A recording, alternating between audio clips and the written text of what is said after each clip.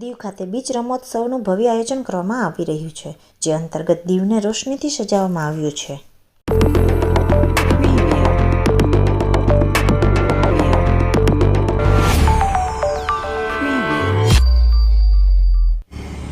કેન્દ્રશાસિત પ્રદેશ દીવ ખાતે તારીખ 4 જાન્યુઆરીના રોજ ભવ્ય બીચ ગેમ્સ 2024નું આયોજન થયું છે.